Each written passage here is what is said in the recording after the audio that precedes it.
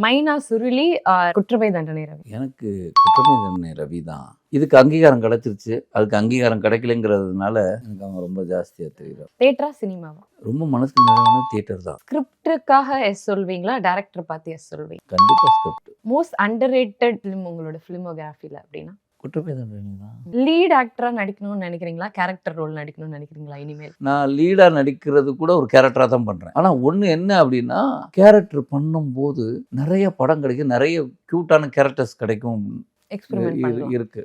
இந்த ஒரு ஆக்டரோட screen share பண்ணணும்னு ரொம்ப ஆசை அப்படிங்கிற ஒரு ஆள்.